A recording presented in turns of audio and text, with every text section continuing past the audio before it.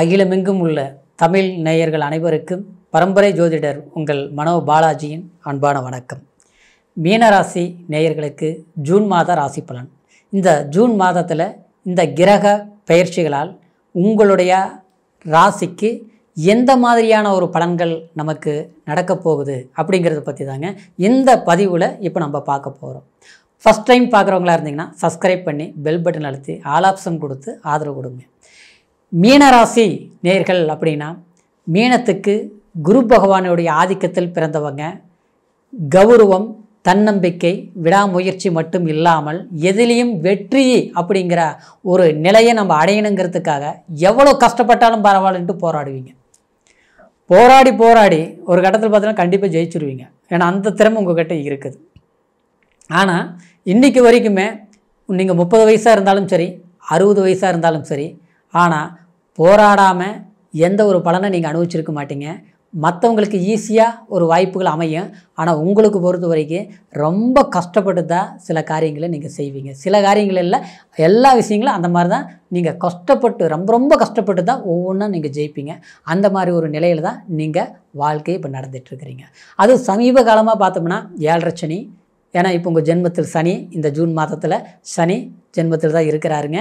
12ஆம் இடத்துல ராகு, 2ஆம் இடத்துல சுக்கிரன் இருக்கிறார். சரிங்களா? அப்போது இந்த காலகட்டம் உங்களுக்கு சில குழப்பங்கள் அதிகமாக தான் இருக்கும். ஒரு வேலைக்கு போயிட்டுருக்கிறீங்கன்னா அந்த வேலையில் உங்களுக்கு ஒரு நல்ல ஒரு மதிப்பு, மரியாதை, ஒரு அங்கீகாரங்கிறது கிடைக்காத ஒரு சூழ்நிலையாக தான் போயிட்டுருக்கும். ஆச்சுங்களா? நீங்கள் ஒரு 10 வருஷமாக ஒரு கம்பெனியில் வேலை செஞ்சிட்ருக்கிறீங்க. ஆனால் நேற்று வந்தவங்களுக்கு கிடைக்கிற மதிப்பு, மரியாதை உங்களுக்கு இப்போ இல்லை. இதனாலேயே இந்த வேலை இருக்கலாமா இல்லை போயிடலாமா? ஏன்னா டார்ச்சராக இருக்கும். சரிங்களா? கரெக்டாக பண்ணுவீங்க, ஆனால் குற்றங்கள் கண்டுபிடிப்பாங்க. இன்னும் சிலருக்கு பார்த்தோம்னா வேலையை இழந்துட்டேன், எங்கே போனாலும் 6 மாதம் 3 மாதம் பார்த்தோம்னா மீறி போனால் சில இடத்துல 1 வருஷத்துக்கு மேலே ஒரு இடத்துல வேலை செய்ய முடிய மாட்டேங்குது. இன்றைக்கி நான் வீட்டில் இருக்கிறேன், என்னுடைய எண்ணம், லட்சியம், குறிக்கோள் ஒரு நிரந்தரமான வேலை, ஒரு நல்ல வேலை. ஏன்னா எங்கிட்ட திறமை இருக்குது, நல்ல ஒரு அனுபவம் இருக்குது, எந்த வேலையும் பொறுப்பாக செஞ்சு முடிக்கக்கூடியவங்க தான் மீனராசிக்காரர். ஆனால் எல்லாம் இருந்து ஆனால் நமக்கு சிறப்பாக எதுவும் அமைய மாட்டேங்குது. அப்படிங்கிறவங்களுக்கு இந்த ஜூன் மாதத்தை பொறுத்த வரைக்கும் வேலையில் இருக்கக்கூடிய சில குழப்பங்கள் கண்டிப்பாக தீரும். ஆனாலும் உங்களுக்கு 12ஆம் இடத்துல ராகு இருக்கிறதுனால உங்களுக்கு பெயர்ச்சிகள் பண்ணால் இன்னும் நல்லா இருக்கும். சிலர் இப்போ அப்படின்னா நல்லா இருக்கிற வேலையை மாற்ற வேண்டிய அவசியம் கிடையாது, மாற்றவும் கூடாது.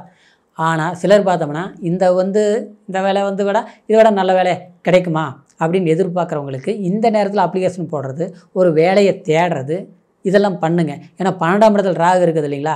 4ஆம் இடத்துல இருக்கிற குரு 12ஆம் இடத்தை பார்க்குது.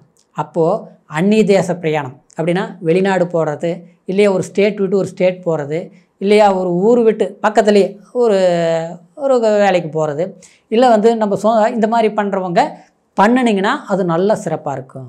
சரிங்களா? வெளிநாடு யோகம் சக்ஸஸ் ஆகும். ஃபாரின்லேருந்து இன்னொரு கண்ட்ரிக்கு போகிற மாதிரி வாய்ப்புகள் கிடைக்கும். ஒரு மேனேஜர்கிட்ட நல்ல பழக்க வழக்கங்கள், ஒரு நட்பு இதெல்லாம் கிடைக்கும். ஏற்கனவே அந்த வாய்ப்புகளை கிடைக்காமல் பண்ணியிருப்பாங்க. வாய்ப்புகள் நமக்கு கிடைக்கிறத மற்றவங்க தடை பண்ணி அந்த வாய்ப்பை இன்னொருத்தர் பயன்படுத்தியிருப்பாங்க. நம்ம மேலே ஒரு களங்கத்தை உருவாக்கியிருப்பாங்க. அதனால் நம்ம வளர்ச்சி இல்லாமல் உட்கார்ந்து இருந்திருப்பீங்க. என்னையா வாழ்க்கை இது, என்ன இது ஒரு போராட்டம், நிம்மதி இல்லை அப்படிங்கிற ஒரு சூழ்நிலை எல்லாமே மீனராசிக்காரை சந்திச்சிருப்பீங்க. ஆனால் இந்த ஜூன் மாதத்துலேருந்து அந்த மாதிரி குழப்பங்களுக்கு இடம் இல்லை. சரிங்களா?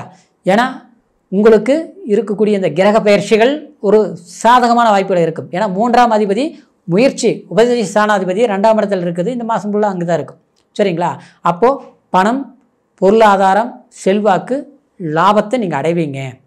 அப்போ 3ஆம் இடத்துல 6ஆம் அதிபதி 3ஆம் இடத்துல இருக்குது. தப்பு இல்லை, விபரீத ராஜயோகம், சூரிய பகவான். சரிங்களா? புதனோடு இணைந்து இருக்குது. அப்போது உங்களுக்கு முயற்சிங்கிறது முன்னேற்றத்தை கொடுக்கும். சில தடைகளும் நீங்கள் உடைச்செறிவீங்க, சில வாய்ப்புகளும் சேர்ந்துடும். அரசாங்க எக்ஸாம்லாம் எழுதிட்டுருப்பீங்க, ஒரு கவர்மெண்ட் வேலைக்கு இந்த குரூப் 1, 2, 3 எழுதிட்டுருப்பீங்க. அப்படியே எழுதுனா பார்த்தா ஒரே மார்க், ஜஸ்ட் மார்க்கில் போயிடுச்சு. எத்தனை முறை தான் எழுதுறது, எனக்கு நம்பிக்கையே இல்லை அப்படின்னு உட்காந்துருப்பீங்க. அப்படிலாம் இல்லை, எழுதுங்க, கண்டிப்பாக கிடைக்கும். அப்போ மாணவர்களுக்கு மார்க் வருமா, கடவுளே என்னுடைய படிப்பு, அந்த படிப்பு படிக்கணும், அந்த மார்க் வரணும், அந்த காலேஜுக்கு கனவாக நினச்சிட்டு கற்பனை பண்ணிவிட்டு இருப்பீங்க. கற்பனை இல்லை, நிஜமாக காட்டிடுவீங்க. நினச்ச மார்க் வந்துடும். அப்படியே மார்க் கம்மியாக போச்சு, ஐயோ நான் கிடைச்ச மார்க் வராதே, நான் எதிர்பார்க்குற காலேஜ் கிடைக்குமா அப்படின்னு சிலர் வருத்தப்படுவீங்க. ஆனால் கண்டிப்பாக பிடிச்ச காலேஜ், உங்களுக்கு பிடிச்ச காலேஜுங்களுக்கு சிறப்பான காலேஜ் அமையும். நிச்சயமாக படிப்பில் பயப்படவே பட வேண்டாங்க மீனராசிக்காரருக்கு. சிலர்லாம் சொல்லுவாங்க 7 சனி நடக்குது, படிப்பு தடையாயிரும், அப்படி ஆயிரும் இப்படி ஆயிரும். அதெல்லாம் பயம் இல்லை. சில கிரகங்கள் மற்ற கிரகங்கள் சாதகமாக இருக்கிற போது ஒன்றும் தப்பு வராது. சரிங்களா? அப்புறம் 4ஆம் இடத்துல குரு சஞ்சாரம். அப்போது 4ஆம் இடங்கிறது சுகஸ்தானம். அதுதான் ஒருத்தர் வீடு மண்மனை இந்த மாதிரி விஷயங்கள்லாம் கண்டிப்பாக செய்யும். கடன் வாங்கி கூட வீடு கட்டலாம், தப்பு கிடையாது. ஆனால் கடன் வாங்கி அடுத்தவனுக்கு வட்டிக்கு கொடுக்கறது, அப்புறம் இன்னொருக்கு ஜாமீன் கழுத்து போடுறது, பாவம்னு பரிதாபப்பட்டு அடுத்தவங்கிட்ட நான் பரவாயில்ல அவர் கொடுத்துருவாருன்னு போய் நிற்கிறது, இதெல்லாம் பண்ணவே கூடாது, சிக்கிக்குவீங்க. அதனால் அப்படி சிக்கின இடத்துல இந்த மாதத்தில் அந்த இடஞ்சிலேருந்து தப்பிச்சிருவீங்க. சரிங்களா? நெருக்கடியாக இருக்குது, என்ன சொல்கிறதுன்னு தெரியல, பிரச்சனையாக போயிட்டு இருக்குது, இந்த பிரச்சனை தப்பிச்சிருவோனா அதெல்லாம் சரியாயிடும். 4ஆம் இடங்கிறது குடும்பஸ்தானம்னு கூட சொல்லலாம். 2ஆம் இடம் மட்டும் இல்லை, 4ஆம் இடம் கூட வீடுங்க வாசல் எல்லாமே நிம்மதி ஸ்தானம். அப்போது குடும்ப வாழ்க்கையில் இருக்கக்கூடிய சிக்கல்கள், ஏன்னா கேது ஏற்கனவே 7ஆம் இடத்துல இருந்தது, 6ஆம் இடத்துக்கு வந்துருச்சு. குடும்ப வாழ்க்கையில் எல்லோரும் பார்த்து என்ன பொறாமப்பட்டுட்டு இருந்தாங்க. எப்போ பார்த்தா என் மனைவிக்கு பார்த்தா பொண்டாட்டி பிடிக்கல, பொண்டாட்டி பார்த்தா மனைவிக்கு பிடிக்கல, எல்லாமே அப்படியே கீரியும் பாம்பு மாதிரி ஆன மாதிரி ஆகிப்போச்சு.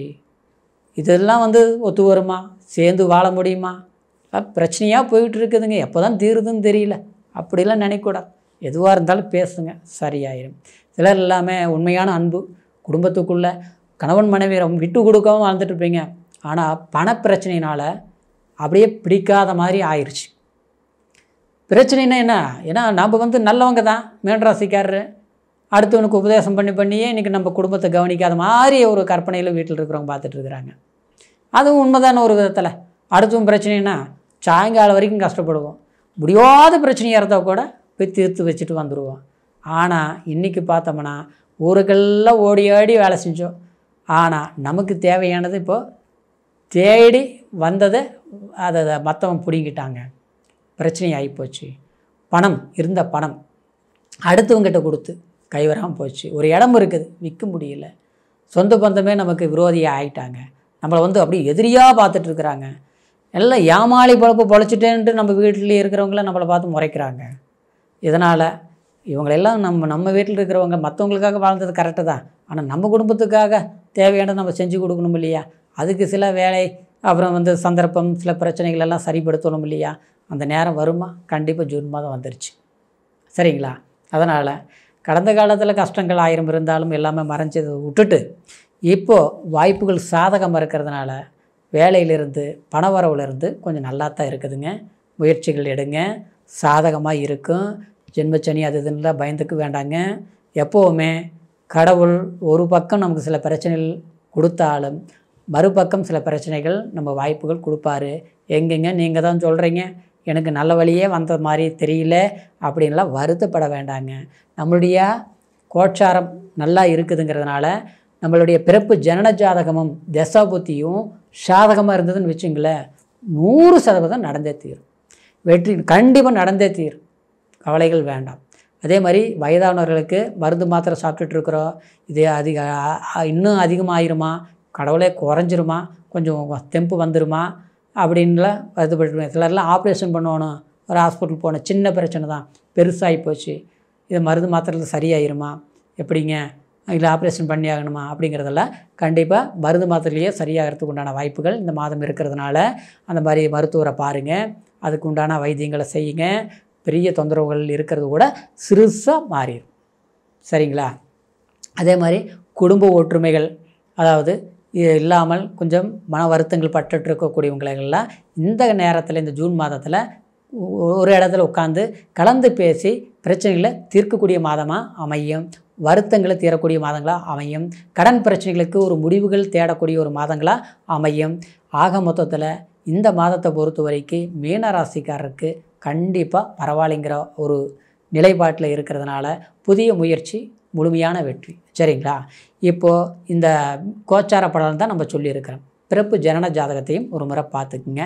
உங்கள் ஜாதகம் நம்மக்கிட்ட பார்க்கணும்னு நினச்சிங்கன்னா கீழ் இருக்கிற நம்பருக்கு ஃபோன் பண்ணி date of birth, time, place மூணையும் தெரியப்படுத்தி முழுமையான பலன்களை தெரிஞ்சுக்கிட்டு இனி வரக்கூடிய காலம் உங்களுக்கு அற்புதமாக அமையணும் அப்படிங்கிற ஒரு வாழ்த்துக்களோட மீண்டும் அடுத்த பதிவில் சந்திக்கிற வரைக்கும் நன்றி, வணக்கம்.